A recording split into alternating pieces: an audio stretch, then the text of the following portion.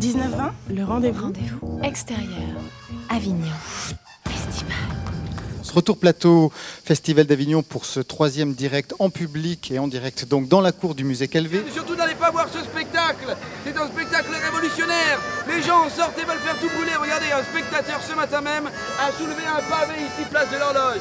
C'est une infâme provocation. Dans Bâle, ça part un petit peu dans tous les sens. Il y a à la fois, il y a un questionnement sur l'illusion qui est assez permanent et on sent, ça sous-tend un petit peu toute l'œuvre brechtienne qui n'aura de cesse de questionner ce rapport à l'illusion. François m'a toujours dit, c'est pas que je veux que ce soit une femme, c'est que je veux que ce soit toi, donc pars d'où tu es et pars de toi.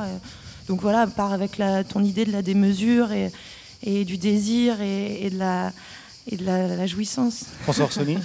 Oui, c'est surtout le désir plus que la sexualité qui est présent dans cette pièce. Et Bâle est un personnage qui rompt un petit peu toutes les barrières pour satisfaire son désir.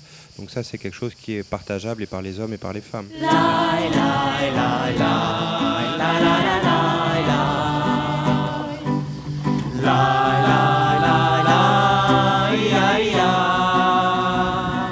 l'ardeur est excessive, je lui prends la main et ris gentiment, car j'aime ça.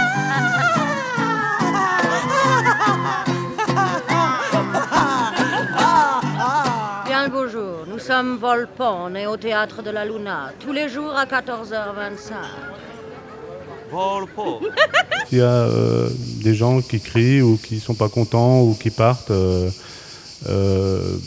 Bon, ça fait partie. Je préfère ça plutôt qu'une réaction molle, genre ah ouais, c'était bien, on va boire un verre quelque part. Il faut de la chance pour survivre, car il n'est pas une parcelle de terre que les missiles épargnent. Je ne veux pas mourir défiguré sous les décombres. Je souhaite être emporté subitement dans la rue par le souffle de la bombe, être consumé, carbonisé, pour priver le ver de son éternelle mission, car il ne se nourrit pas de charbon.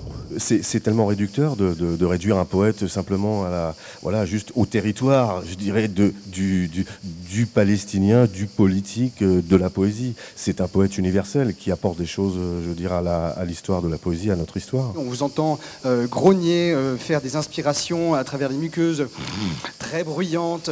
On sent vraiment toute une sorte de texte qui, on a l'impression, qui est étranger à votre corps, qui habite votre corps pendant cette première lecture, en fait. Bah, super, j'ai plus rien à dire. Voilà. Bah, tant mieux, c'est parce que c'est le travail de la critique. D'enlever la parole des artistes. On s'est pas concerté avant, hein, vous, c'est vrai ou pas? On retrouve tout de suite Blandine Masson, car c'est l'heure de la fiction à Avignon. Avignon. Oui, alors on part à Los Angeles, on quitte Avignon, on part à Los Angeles, Pacific Palisades, la mer, des personnages très étranges, des destins, un monde, un vrai monde, celui de Mathieu Berthelet. C'est un peu comme un documentaire fictif des gens que j'ai rencontrés pendant les 6 mois que j'étais à Los Angeles. L'idée, c'était de créer des personnages qu'on aurait regardés comme à l'époque on ramenait des Indiens à la cour du roi.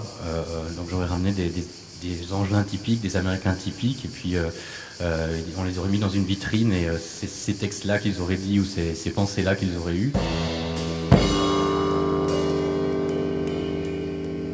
Dans le crépuscule, quand descendent les coyotes et les cougars pour aller manger les caniches et les siamois, remontent des plages et des autoroutes détendues par le soleil de tout un jour, une dernière brise chaude. Modèle hydrodynamique, trafic des anges. Trafic des anges, Angelin, métropolitain, cosmopolite, astronaute, cosmonaute. Autour de moi, je vois pas qui sont les anges, sûrement pas moi. Encore une fois, je suis cassée. Encore une fois, j'y crois pas. Je ne croise personne, je ne veux pas voir mes amis, ne pas leur parler du mépris. Non, rien. Juste Starbucks et les freeways. France Culture est un lieu de création, de production. On travaille toute l'année avec des auteurs, avec des acteurs. Et Avignon, c'est un petit peu c'est une ouverture, comme ça, c'est la possibilité de donner à partager directement avec le public ce travail de l'ombre. Les avions dans le ciel, la poussière, les odeurs, la chaleur. Une fille, ma mère, son resto. Il est resté là. Une ville de passage où ils restent tous coincés. Oui, mesdames et messieurs. Grâce au frère Cassidy, vous pouvez vous aussi avoir un enterrement de star. Flashlights, spotlights, et red carpet, caravane. Après des années de bons et loyaux services dans les studios de la Paramount TM, les stars et les actrices à poitrine généreuse, les sourires, les toisons blondes, passent par la petite porte du fond derrière les hangars des studios pour venir reposer en paix. Ah, Forever Hollywood TM.